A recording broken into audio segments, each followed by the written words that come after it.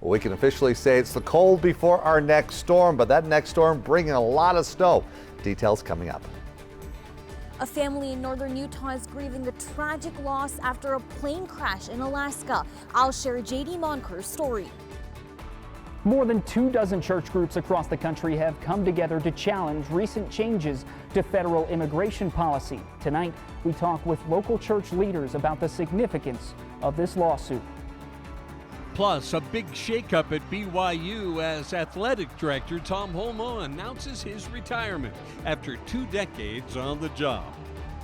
It's really cool. It's really cool. And have you ever wanted to be a Viking?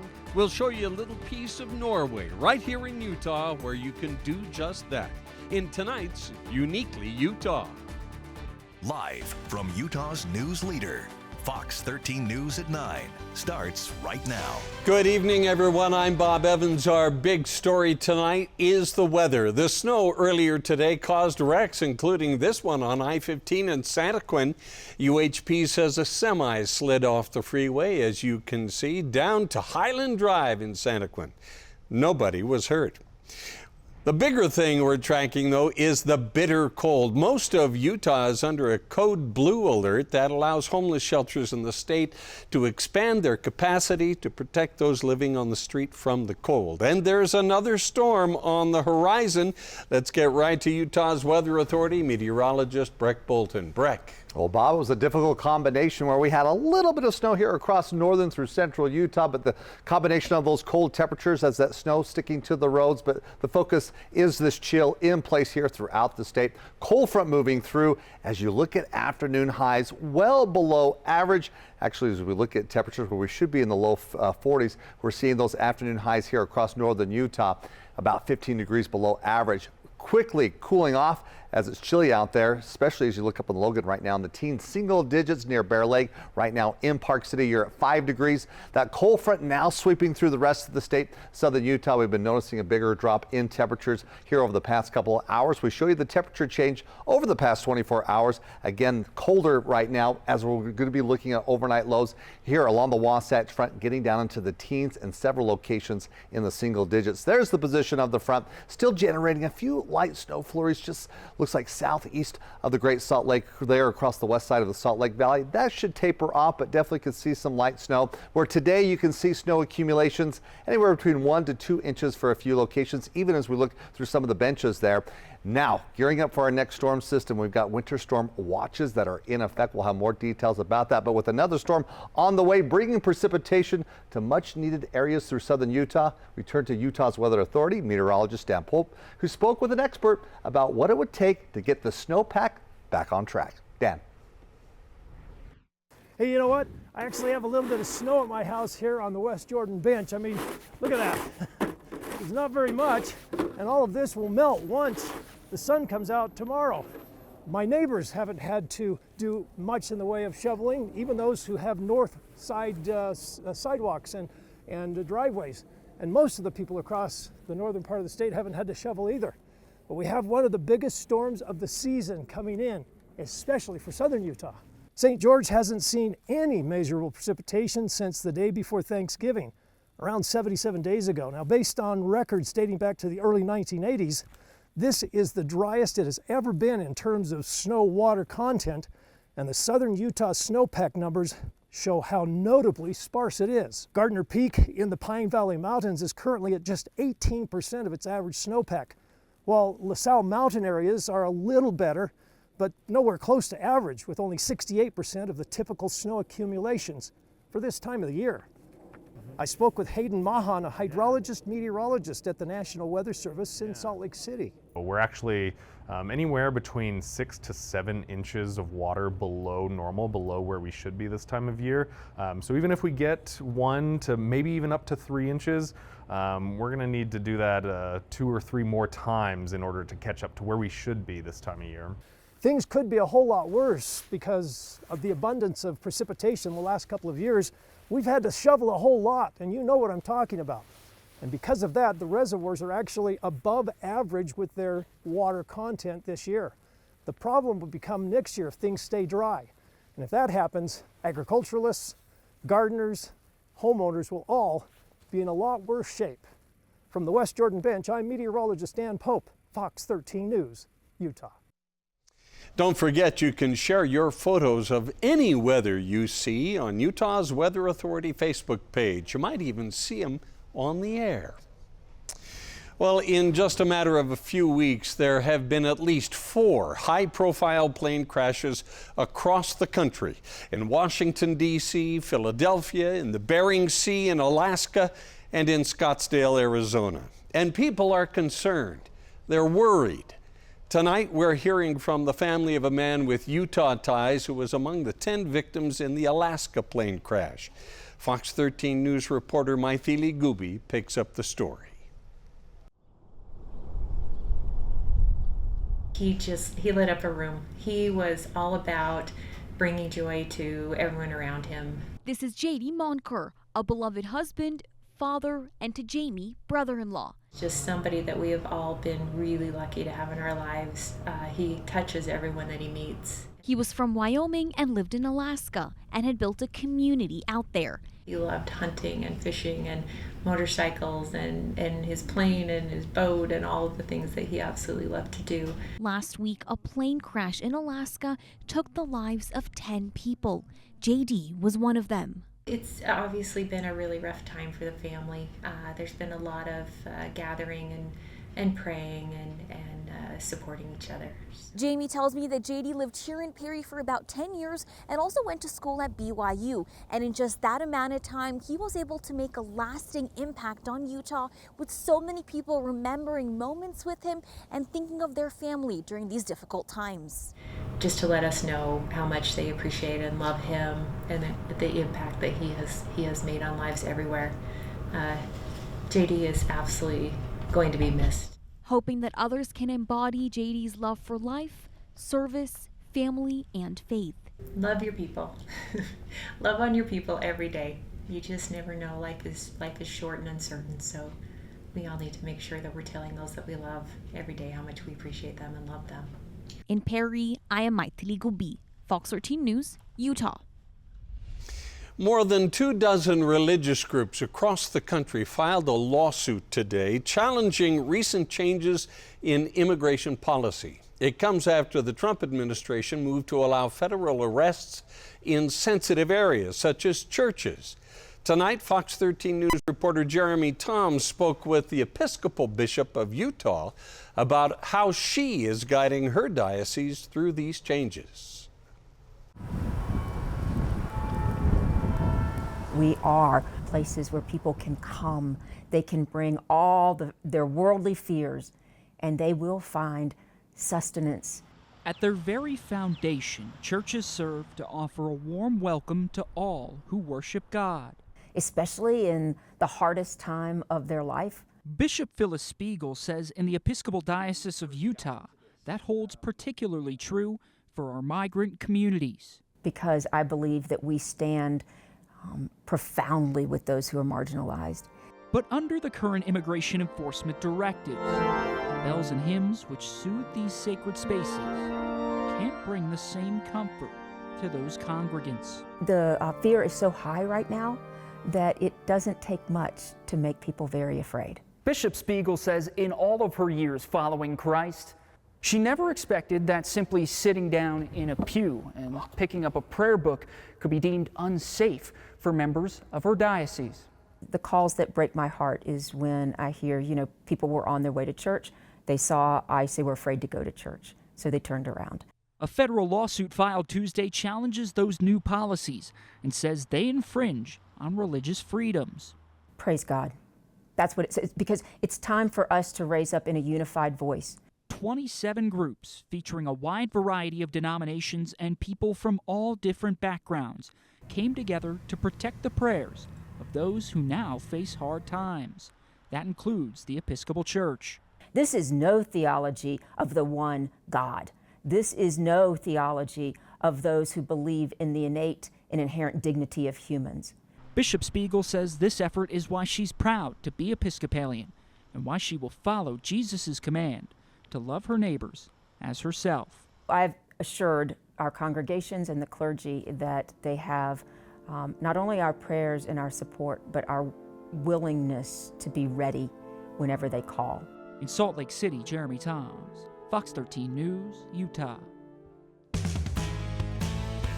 Big news from Provo tonight. BYU Athletic Director Tom Holmoe announced today he will retire at the end of the 2024-25 athletic season. Fox 13 Sports Director Jeff Rainier joins us live in studio now. Jeff, was this expected? I tell you what, Bob, it was for me when I heard the news this afternoon. Tom Holmoe has been a part of BYU's athletics for more than a quarter century, with 20 years as the director of athletics, and also he played and coached football at BYU. Holmoe was hired as the AD in 2005, led the Cougars from the Mountain West Conference to football independence and the West Coast Conference, and now to the Big 12 Conference. He was an all-WAC player for the Cougars as a defensive back in 1982, went on to play in the NFL with the San Francisco 49ers, winning 3 Super Bowl championships with the Niners in the 80s. He was a graduate assistant at BYU under Lavelle Edwards and later coached with the 49ers, earning a 4th Super Bowl ring as a defensive backs coach. Holmoe has been a true leader at BYU, no doubt, and has lifted the athletic programs to new heights during his time with the Cougars. BYU has a press conference scheduled for tomorrow morning. Of course, a big question is who will replace Tom Holmoe. Will it be somebody already inside the department, or will they look for someone outside of BYU to lead the athletic department? Jeff Rainier, Fox 13 Sports, Utah. Jeff, thanks so much. It has been nearly 5 months since a vehicle with the body inside was pulled from Starvation Reservoir. Today, officials confirmed who it was after 20 years. How the family is reacting tonight. And we're following up with one Eagle Mountain community that's concerned about a dangerous road where a man lost his life yesterday. The changes people want to see. You're watching Fox 13 News, part of the Scripps News Group. The Salt Lake County Sheriff's Office has confirmed it was Stephen Willard Anderson's remains inside an SUV that was pulled from Starvation Reservoir last September. In June 2004, Anderson's family reported him missing when he failed to arrive at his family's cabin in Flaming Gorge. Then, last September, Dave Sparks' search team and Doug Bishop with United Search Corps found the vehicle in the reservoir about 118 miles east of Salt Lake City. Today's announcement brings closure to the Anderson family. Just focusing on here's an amazing individual, and allowing, I think, our memories to focus on all the good times and the things we learned from him, and so the narrative has changed. It's just been a wound that has, continuously been opened over the past 20 years, just not knowing. The Utah Medical Examiner's Office has determined there was no foul play. After multiple crashes, people in Magna are asking for changes at what they call a dangerous intersection. Christy Lee says her son has been hit twice driving on 80th West by drivers running the stop sign at 2820 South. Kids walk to school by themselves all the time. So it's very important, because if a kid gets hit or killed, that's going to break a parent. Magna Mayor Eric Barney says the city has been working on solutions for this intersection for years now. Now to a Fox 13 News follow-up. People in Eagle Mountain are voicing their concerns after a deadly crash last night. Neighbors call the curve near Bald Eagle Way off Pony Express Parkway frightening, scary, and concerning. They tell us several crashes have happened there in front of their house. And last night's fatal accident was the worst they've seen yet. So Fox 13 News asked the city what it can do to help. There are temporary things that we can do, such as signage, traffic lights, things like that that can help improve immediately. We're definitely interested in pursuing those things. People are not paying attention, and they don't realize this is like a family neighborhood, It's unfortunate, but when our neighborhood gets together is after an accident. Neighbors also tell us they agreed to meet with the city manager to discuss this issue. They hope to speak within the week. Salt Lake County is implementing a local option sales tax to address jail overcrowding and fund new transportation projects. Today, the County Council voted to collect 1 cent for every $5 spent starting July 1st. It's expected to generate roughly $76 million a year. 3/4 of it will go toward transit related to growth and the 2034 Olympics. The last quarter will add beds at the Oxbow Jail. The council plans to talk more about this and hear from residents at the next meeting on Tuesday at 3 p.m. Well, we saw Dan shoveling snow in his own driveway. And he Yes, we cold. did. Yeah, he looked cold He out needed an there. extra layer tonight. Yeah, we didn't have to shovel too much from the storm system that pushed through, bringing that snow. For most areas, it's just a skiff as we move through the benches, an inch or two. And again, some of the ski resorts only getting 1 or 2 inches as well. But this is a precursor to a bigger storm as we're getting ready for the weekend. Leading up to the weekend, this storm looking impressive. Today, though, it was the chilly temperatures in place. High today in Salt Lake City, 28 degrees as we should be in the low 40s. Outside right now, though, temperatures dropping. We're in the teens at this hour in Logan, 20s Salt Lake City through Price, currently 42 degrees in St. George. Finally, the cold front even moving through southern Utah. Expected high tomorrow in Salt Lake City, 30 degrees. Again, on average, we should be in the low 40s, so we're going to keep temperatures well below average. And in some locations, especially as we look at the wind chill temperatures come tomorrow morning, some areas sub-zero temperatures. It's going to be dry tomorrow, still keeping those temperatures below average. Bigger storm, and we actually warm up with this next storm where initially we see some snow, then a mixture of rain and snow thereafter. Now, as we're still seeing some lingering light snow showers as we track further south towards the central mountains, we can maybe squeeze out another inch. The storm does move on, but let's show you what we're lining up as we go from Thursday into Friday, generating much needed snow even for northern Utah. We're talking most locations potentially upwards of 2 feet of snow, but that light pink that pushes in some areas 2 to 3 feet of snow. Now as we look towards the southern mountains, also a good range where we're looking at maybe 12 to 18 inches. And with that, from the National Weather Service, for all mountain locations, winter storm watch will be in effect Thursday through Saturday. We're going to have some trouble with traveling if you're needing to do so here for the President's Day weekend, especially as you move through southern Utah as we go Thursday, Friday into early Saturday morning. But for tonight, it's these cold temperatures, cold advisories in places you can see eastern Nevada. But let's take a look at what's going to be happening here across the state. I'm showing you future wind chill temperatures getting down into the single digits. But again, as we wake up tomorrow morning, look at Evanston, Randolph, so Ridge County, moving to southwest Wyoming. Sub-zero temperatures, -9, -10 degrees. Oh, that's chilly, even looking at single-digit wind chill temperatures, but the actual low will be in the teens. We'll go through the day with some winds. It will still feel like 19 degrees heading into the afternoon with some very cold temperatures throughout most of the day heading across northern Utah. But everyone will be feeling those colder temperatures as this front had its impact. Again, few isolated snow showers still. They're definitely waning as we'll be looking at mainly seeing some light snow, though, as we push through the central mountains. Here's our next storm system. Again, atmospheric river, a lot of moisture. It's going to slam California. Concerns for flash flooding, especially in those areas where the fires did occur, burn scar areas. But for us, it's just going to generate a lot of snow for the mountains. Now, for tomorrow, we still could squeeze out a few isolated snow showers for extreme northern Utah. You see, though, we do clear out. We see some sunshine, but we replace that with some clouds and moving the storm in, especially as we go into the afternoon. Because it's been so cold, the precipitation as it falls will be mainly snow both across northern through southern Utah, a mixture of rain and snow for St. George. But then as that warmer air starts to settle in, we'll change it where it's a mixture of rain and snow for the valley locations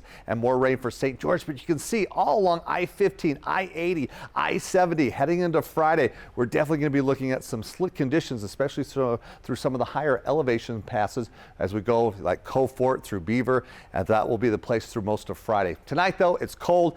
Teens here along the Wasatch Front, single digits through central Utah.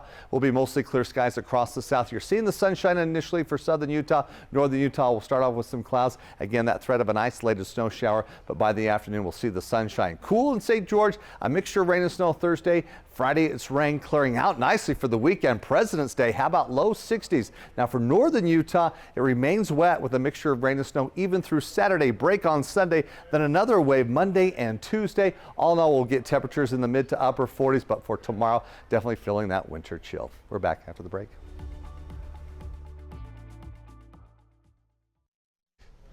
Chronic absenteeism is down in Utah. The State Board of Education put out its annual report today. Chronic absenteeism is defined as missing 10% or more school days per year.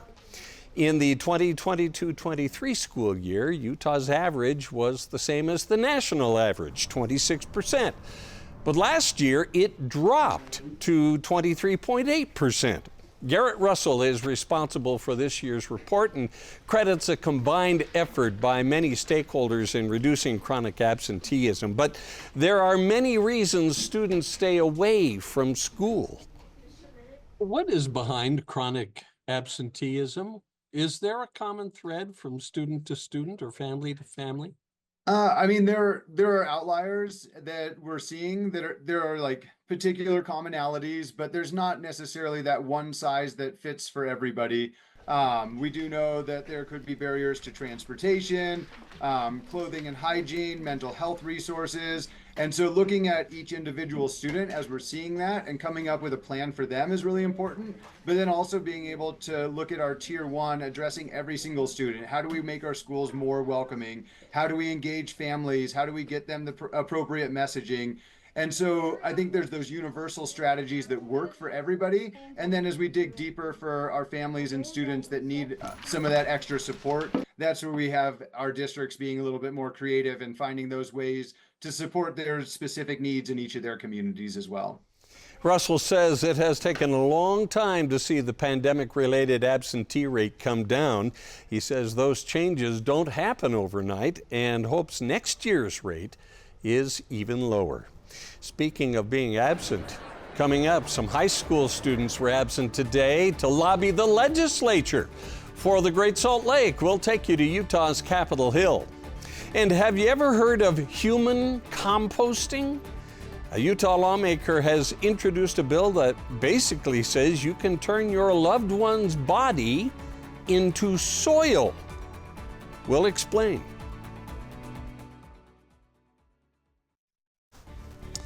A new bill on Utah's Capitol Hill fires another shot at Salt Lake City over homelessness.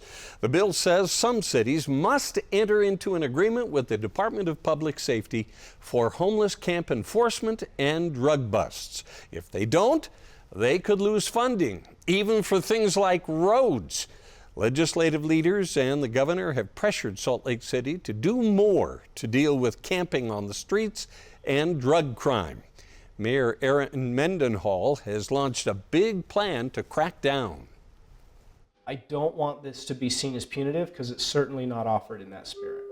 But I do think that there is an expectation among our constituents, among those that have operated in this space, that there are some things being proposed to solve the problem, and there needs to be just sort of an accountability mechanism in place, and that's what I'm hoping to accomplish in the bill. In response, the mayor's office says, quote, Salt Lake City appreciates the state's desire to expand our partnership on public safety, though we don't believe legislation is required. As we outlined in the public safety plan, it'll take a coordinated approach to achieve the results we all desire. A bill to create an ombudsman to investigate complaints by people experiencing homelessness has passed a key vote in the state Senate. Salt Lake City Senator Jennifer Plum's bill got a 21-1 vote. Procedurally, it has another vote in the Senate. If it passes again, it goes to the House. A bill banning smartphones and smart watches during classroom time has cleared a critical vote in the state Senate. South Jordan Senator Lincoln Fillmore's bill would restrict the devices in classrooms. Students could use them in the hallways, at lunch or recess, and there are exceptions for emergencies and medical needs. The bill passed on a 22-2 vote. It has one more vote in the Senate. Against all odds, a bill to stop the constant changing of the clocks associated with daylight saving time is moving forward on Utah's Capitol Hill. As Fox 13 News reported recently, it's a top complaint of Utahns to their lawmakers. It's not whether to stay on daylight saving time or standard time, but the clocks. So Tokerville Representative Joseph Elison's proposing to do what Utah can do: stay on standard time until Congress makes a permanent change to daylight saving time. The bill passed the House. It now has been assigned to the Senate Business and Labor Committee. The American Civil Liberties Union of Utah is asking Governor Spencer Cox to veto a bill on transgender people in college dorms. The bill passed the legislature. It segregates transgender people in dorms based on sex assigned at birth. The ACLU says the bill risks excluding students entirely from campus housing because of their gender identity and creates a separate but unequal and stigmatizing system. Lawmakers passed the bill after a student's mother complained about a transgender residential advisor at Utah State University. Dozens of members of the Youth Coalition for Great Salt Lake took time off of school today to meet with lawmakers on Utah's Capitol Hill and push for more measures to help the lake. I want them to help restore the water as well as help with the dust that's coming up, because if the water's gone, it's going to affect us all. The health of the Great Salt Lake directly affects my future in Utah and the lives of the people I care about. So I'm going to do everything that I can to try to convince my legislators to get water to the lake. The group is among many pressing for more action, even as the House Speaker puts a pause on major water legislation to evaluate what is working and what isn't. A bill putting guardrails around police use of artificial intelligence is advancing in the legislature. Salt Lake City Senator Stephanie Pitcher's bill forces police to disclose if they use AI to write police reports or handle evidence. The bill won unanimous support from a Senate committee. A bill to create a new criminal offense of child torture has won unanimous support in the state Senate. St. George Senator Don Ipsen's bill also makes existing child abuse laws harsher in the state. The bill is being run in the aftermath of a series of high-profile child abuse cases around Utah. The House of Representatives has passed a bill blocking cars from blocking bike lanes. Taylorsville Representative Verona Mawa wants to ensure the lanes stay clear. Her bill also says if there's construction or something that has to block a bike lane, there must be an alternate path in place. The bill passed the House 61-10. It now goes to the Utah Senate. Have you ever heard of human composting? It's where you turn human remains into soil. Salt Lake City Senator Jennifer Plum has introduced a bill in favor of human composting, and it has sparked dialogue among lots of people. One organic farmer, James Loomis, is adopting the practice. He's staying connected to his 16-year-old son, who died unexpectedly last November, by returning him back to the earth. I find it valuable for my grieving process that I have something to look forward to, and there's something that is going to grow and develop and build out of this. I'm looking forward to knowing that as these trees grow and I visit them regularly, I see that life goes on. The practice is allowed in 12 states, including Colorado, Nevada, and Arizona. For several years, Utah lawmakers have been hesitant to jump on board. Coming up, we'll tell you about a special effort by a group of sisters to spread a little love and kindness, one paper heart at a time.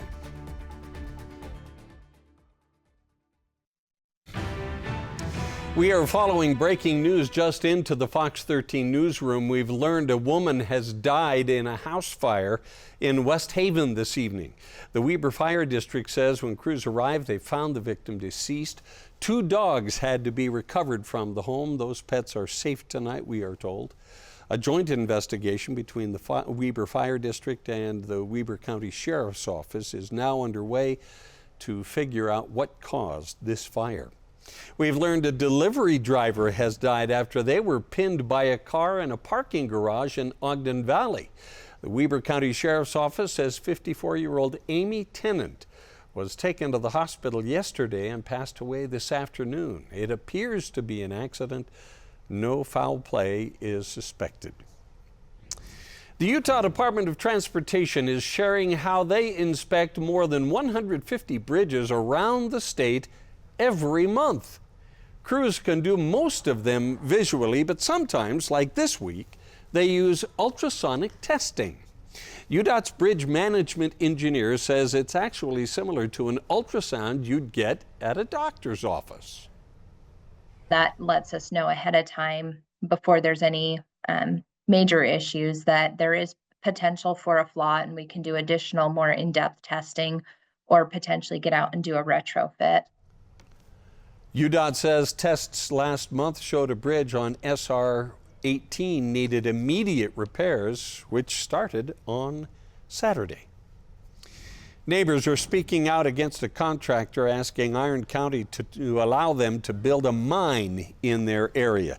Progressive Contracting of St. George wants to extract pozzolan, an additive for concrete in Nelson Canyon, an area of Modena Valley. People who live there say the 9-mile dirt road can't sustain the dozens of trucks a day that would go to and from the site. They also say the silica dust kicked up will create a health risk. They're talking about making money. We're talking about our homes. Not everything can be about money. Representatives with Progressive Contracting did not respond to Fox 13 News, but have said the mining of pozzolan is an environmentally friendly initiative, as it's used in cement powder requires a lower carbon footprint than other additives. Well, as we go to a break, UDOT traffic camera up Little Cottonwood Canyon, still looking at some flurries, but that should dissipate. But we're getting ready for some heavy snow on the way. What will that do for roads as you make your plans for holiday travel? I'll let you know after the break. Big night for college basketball. The Running Utes looking for a win in Cincinnati, and the Cougars battle the Mountaineers in West Virginia. Tom Homo in the stands. The highlights are in the way.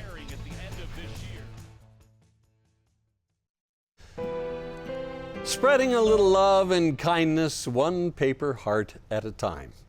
Jenna Adams started this tradition 8 years ago in Logan. She was just trying to do something to make everyone feel a little love on Valentine's Day, knowing how hard it can be sometimes to feel alone. Now her younger sisters have taken it over, making more than 1,400 hearts with special messages for lockers on schools in the Logan area. See that, you see people struggle, and you just want to be a friend and reach out to them and do, whatever you can to make sure that they feel like someone loves them too. Kids started asking me if I was going to do it at the high school. I just want people to feel like they have someone that they can rely on and have someone to talk to if they need it. The girls told Fox 13 News anchor Amy Ney they have been overwhelmed by the response they've received, saying a number of students have told them about how much this seemingly simple gesture meant and showed them someone cared. They say they hope others will be inspired to do something similar as well. Well, you can live like a Viking for a night in a place right here in Utah. Fox 13 News reporter Spencer Joseph takes us to a little piece of Norway on top of Park City Mountain Resort in tonight's edition of Uniquely Utah. As the skiers come down from their last runs at Park City Mountain, How are you? there's a unique experience awaiting another group of people who are searching for their inner Viking spirit. A short ride on a sleigh, pulled by a snowcat, to the top of the mountain, and guests arrive in another world. This is really cool. It's really cool. Serenaded by a piano and given a warm mug of grog, the Viking yurt serves up something that's straight out of Norway. From the moment you step in, you feel like you're in this little cottage. You're Game of Thrones style, holding these mugs, and then you're putting on Viking hats. And The next stage is I come around with a ladle and we test it. where do you get to do that? And everyone gets into the fun. Wow, that is serious. I I just wanted to say welcome. We're super excited to have you guys tonight. Chef Stephanie DeVisser is the one behind tonight's meal. People call me Steph the Chef or even Chefany, so whatever you prefer. And the prep work to serve up a 5-star meal this high up is a feat in its own right. I do all my prep work down there, and then when it's about time, close to dinner, I will ski back down the mountain, go grab a snowmobile, and go back to the place I was prepping everything, and then load up my sleigh, and then bus everything up here to the yurt and continue cooking. And speaking of the food, from soup to salad to gelato to cheese plates and a braised short rib, it was all given an A+ from the Vikings. We just thought it would be a unique experience up in the mountains, away from everything, away from the town. It's just one of those experiences you wouldn't want to pass up. So with dessert served and memories made, it was time for these adventurers to travel back down the hill. With one more chant to Uller, the Norse god of snow. It's an experience that is truly uniquely Utah for anyone who wants their inner Viking to come out in style. Absolutely. Absolutely. Where else would you do it except maybe in Norway, somewhere like that? Spencer Joseph, Fox 13 News, Utah. Wow. So that's how the Norwegians that's lived. a true isn't it? Viking experience there with the 7-course meal. You ought to get yourself a Viking helmet. That's I what really you ought to. should. Yeah, I think you would look really good in Maybe it. so. Well, with the full experience, you'd go raid the village, right? Well, of course. Yeah. And you'd plunder and eat all that good food. Right. There you go. You earn your keep there. That's right. Well, hey, Mother Nature's going to raid the state with some snow in the forecast, at least for the mountains. We got a big storm on the way, but right now we have to contend with the cold. Temperatures quickly dropping. We're in the low 20s with expected lows getting down into the teens here along the Wasatch Front, but several locations as we'll be looking with overnight lows in the single digits as we're ushering in some colder air, as we're seeing that chilly air coming in from Montana, Wyoming, spreading across portions of northern and eastern Utah. That's where we'll be looking at some of the cold temperatures come tomorrow morning with wind chill temperatures in some areas getting down into the single digits and even sub-zero with cold weather advisories in place across eastern Nevada. We're going to feel that chill. We mentioned that winter storm watch that'll be in effect here, getting ready for the snow that's expected for the northern, central, and southern mountains. It's finally good to say, hey, we've got a juicy storm that'll bring an impact even across the south. We mentioned earlier in the newscast that we desperately need that. Where for the southern mountains, we're hoping for a range of snow 8 to 16 inches. It begins Thursday afternoon, going through most of the day on Friday.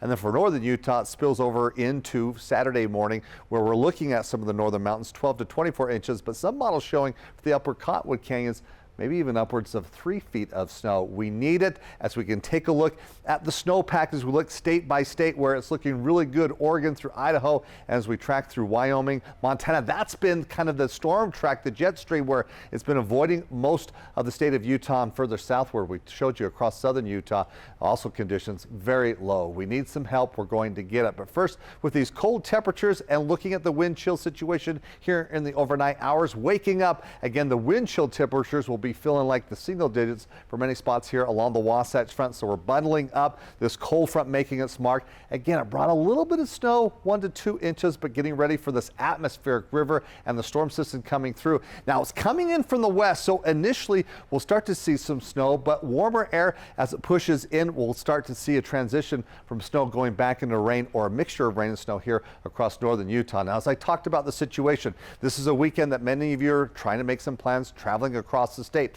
As you're getting the day off and potentially Monday, I know several kids even more days with that. So heading into Thursday, if you're making travel plans afternoon through the evening, you're going to contend with some snow initially. Then heading into Friday, it's a mixture of rain and snow, but all snow and slushy roads traveling through along the I-15 corridor as you go through some of those higher elevation passes. I-70 also concerned, I-80 as well. So it's a situation that through most of the day Friday, you'll have some travel conditions. Now, for tonight's lows, again, cold tomorrow. Temperatures about 15 degrees below average. We'll be looking at partly cloudy skies here across northern Utah. St. George, you're feeling the colder air. Then you're seeing the mixture of rain and snow and then rain on Friday, but nicely clearing out for the weekend. Northern Utah, we contend with the showers through Saturday morning, break on Sunday, then more activity as we head into the beginning of next week. College basketball tonight, BYU in good shape after winning their 4th game in a row in Big 12 play just 10 days ago. They followed that up with 2 straight losses heading into tonight's game at West Virginia. Tom Homo at the game after he announced he will retire as BYU's athletic director after 20 years on the job. The Cougars down 3 midway through the second half when Cannon Catchings knocks down the 3. Tie the score, had 11 points off the bench. Yegor Demin made some big shots, drives and scores, 3-point play. Then he pulls up from long range, drains the 3 to put the Cougars up 3. He led the team with 16 points. Cougs trying to close it out. Mikhailo Boskovic scores the bucket and the foul, 3-point play to seal the win. The Cougars won it 73-69. Utah played at Cincinnati. First half, it's Lawson Lovering to the rim. He had 14 points. The Utes trailed by 6 at the half. Gabe Madsen caught fire in the second. 3 is up and good. Here's another one. Money from long range, capping an 8-0 run to put the Utes up 3. He led the Utes with 28, 8 of 22 from deep. But the Bearcats answered back. Aziz Bandago with the jam. Jizzle James led Cincinnati with 25 points as they beat Utah 85-75. Utah State playing a late game tonight at home against Colorado State. The Aggies started hot. Dexter Akano for 3. Then it's Mason Falslev from the corner. It's up and good. Part of a 13-0 run to put the Aggies up 20. They lead it by 13 late in the first half. The Aggies looking good to get into an NCAA tournament bid. BYU, a big win tonight, could help their cause. So basketball season's starting to wind down. And Tom Holmoe hanging it up. Hanging it up after 20 years on the job. So they'll have a press conference tomorrow. We should find out more on maybe what he's doing and who will replace him. All right, very good, Jeff. Thanks so much. We'll be back right after this. Finally, a giant schnauzer named Monty has won the top prize at the 149th Westminster Dog Show in New York City. There he is right there. He defeated a Whippet, a Skye Terrier, a German Shepherd, and an English Springer Spaniel to become the nation's top dog. Each dog is judged according to how closely it matches the ideal for its breed. Winners get a trophy, ribbons, and bragging rights, but no cash prize. All for the pride. Well, you know, they just spend it on dog biscuits. Anyway, yeah, I mean, you know, we had a dog one time that was embezzling us. Came home, the backyard was filled with dog toys, and we couldn't return them because there was spit all over them. QuickCast is up next.